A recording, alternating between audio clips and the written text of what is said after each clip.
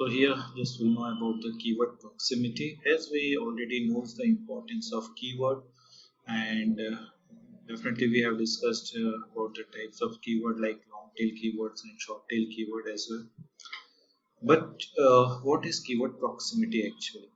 So keyword proximity, it refers to the distance between the search terms individual keyword, right? For example, if you are selecting any long tail keyword like digital marketing course in Bangalore, so consider this is an example, and we can say that this is a short tail keyword, right? So again and again, you can't use this keyword altogether in your contents, right? If you will be using again and again, so definitely it will be treated as a keyword stuffing. So what tactics you can use in your content for using all these keywords? You can show some distance among these keywords as well, and by putting some some words, some sentences as well.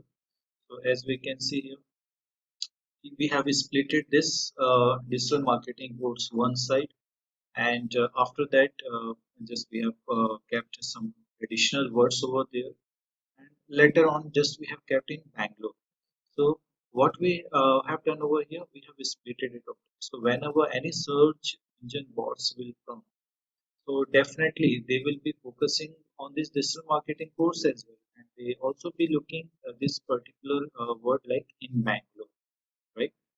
So although just you are using digital marketing course in Bangalore, so definitely you can use certain parameter, but after writing some contents over there, instead of using these words, just you can use like this word by splitting the words and by showing some distance